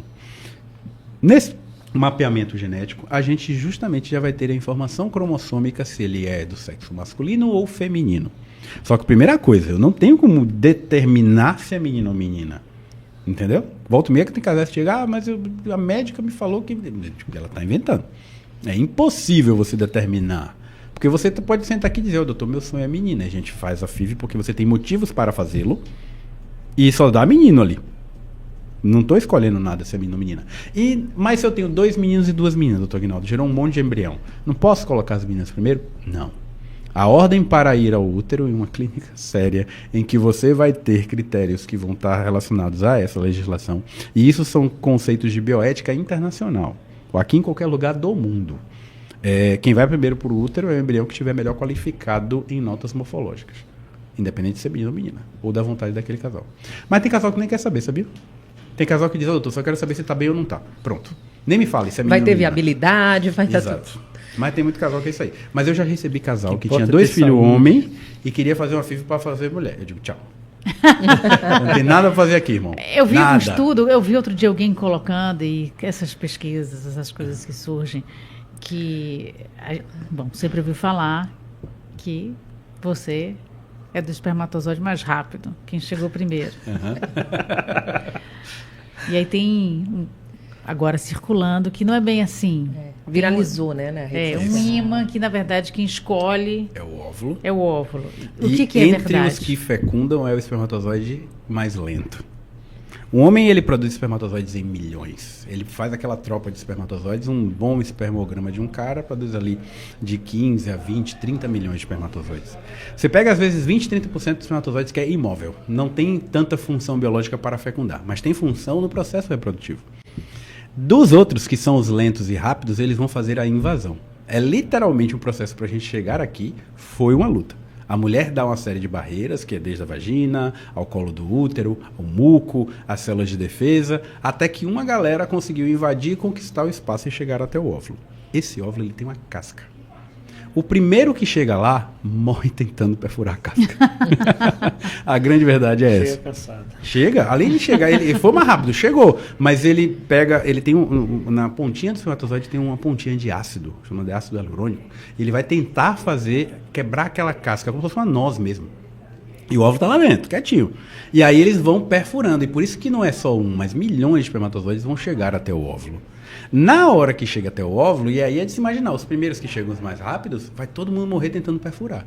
E vai ter um trabalho biológico bravíssimo para alguém que veio depois para chegar justamente até a membrana do óvulo. A gente justamente achava que era só chegar até a membrana do óvulo que iria acontecer. Aí teve alguns estudos que mostraram que essa membrana do óvulo, dos espermatozoides que tocam, a gente exatamente não sabe elucidado como é, permite-se a entrada de um. Então, além de ser rápido, competente, você foi também o escolhido pelo óvulo da tua mãe. Tem algum porteirinho ali resolvendo quem vai Pra entrar ou não. resolver da galera que chegou, quem é que vai. Mas é literalmente uma batalha. Vários Falando morrem tentando. Em Porque o sexo, que na escolha do viralizou, sexo, porque o que viralizou, né, inclusive essa semana na rede social entrou essa discussão, você pode sim escolher o sexo do seu filho, porque se você tiver a relação no dia da ovulação, a chance maior seria de ser menino, porque, né, foi lá mais rápido, o espermatozoide chegou, mas se a relação não foi no dia da ovulação, foi um dia depois, ou algo do tipo, vai lá o da menina, ou foi antes. Isso aí é baseado com o peso do espermatozoide. Tecnicamente, um embrião que veio e é uma menina, ele tem a carga genética completa. Os últimos cromossomos que vai definir XX ou XY. E o Y é porque falta realmente um pedaço da carga genética. Nós somos os incompletos e vocês que são os completos. A verdade é essa. Na natureza. E aí, justamente, se eu tenho mais carga genética, eu teria um espermatozoide que é mais pesado e por isso mais lento. E aí vem a questão do dia. E eu já tive paciente, não, pro meu primeiro filho eu escolhi, tinha lido isso, o menino já tem 7, 8 anos. E fiz e veio o menino. Eu digo, você tinha 50% de chance, eu poderia ser menino ou menina. Mas não. Tanto que, às vezes eles falam, doutor, mas dá para sexar o sêmen, separar pelo peso. Não é específico. Não é extremamente específico. Não, e não, o dia da ovulação...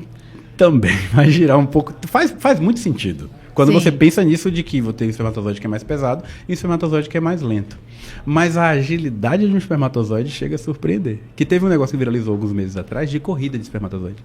Não sei se vocês chegaram a ver na rede social. Esse eu não cheguei a ver. Exato. E viu-se que todo o processo são questões de segundos entre justamente ter a relação, ejacular na vagina e você chegar até o óvulo. Entendeu?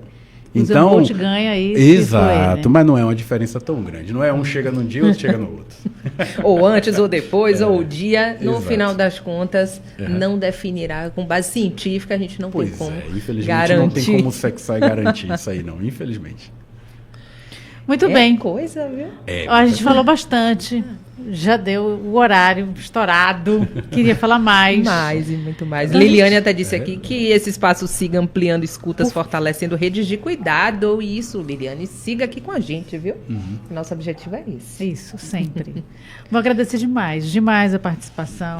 Marcos Travessa, cirurgião pélvico. Um apaixonado por medicina desde sempre, porque veio do pai. Não foi à toa. Sempre, né? Não de forma direta, mas indiretamente ele influenciou muito aí nessa jornada. Importante. Bacana. Agnaldo Viana, especialista em reprodução humana, que esclareceu diversos pontos. Quando o Marcos ficou com vergonha de falar, ele veio aqui e falou. Os Aprendi dois muito com o torcedores. Ave Maria. Vão sofrer. Você, Quando assistirem, a gente já vai saber, quer dizer, tá ao vivo, você já vai estar vendo agora, nesse momento, mas depois que você for ver novamente, ver se minha profecia se concretizou, porque o Vasco vai ganhar do Bahia. Não, Vascaína. Deixa de besteira. Situação grave. Não vamos discutir, o freguês sempre tem razão. Tá vendo? Ainda disse que a gente é completa. A gente é completa. Isso foi ótimo. Agradecer demais aos dois pela contribuição, pelo papo. E lembrar quem chegou aí no final, no meio do caminho, volte, pegue do início, porque tem muita coisa que a gente esclareceu aqui. Obrigada a vocês. Gratidão é nossa, tenho certeza. É muito bom estar aqui com vocês, sempre um bate-papo suave, tranquilo e sempre de informação de qualidade, né? Vocês prezam por isso. Eu que agradeço também a oportunidade. Eu acho que esse formato e esse mecanismo é fantástico. Eu gosto pra caramba E principalmente quando o papo flui, porque a gente tem... Ficaremos mais tempo aqui. Né? Eu queria saber agora a segunda etapa. Agora, a segunda etapa é... Que negócio é esse que mulher completa, homem não? A gente tem endometriose, menopausa. Gente, tira essa parte aí. Que completude é essa? Não tô gostando disso, não. Eu brincava, gente... Homem é mais fácil, não é possível. Tá faltando a parte aí, tem que ser mais simples mesmo, senão não vive. Boa, gostei, muito bom. Foi um prazer enorme, maravilhoso. E a gente fica por aqui lembrando a vocês, acompanhem por lá nas redes sociais, @podcast Saúde 360, você vai pegar os cortes, vai acompanhar uns trechinhos aqui. E acessa por lá no YouTube do Bahia Notícias, que você vai conferir o episódio todo. Obrigada a vocês também pela companhia. E diz o que vocês querem ouvir aqui. Também. A gente vai selecionar os melhores. Mas o tema vocês podem... Bom demais.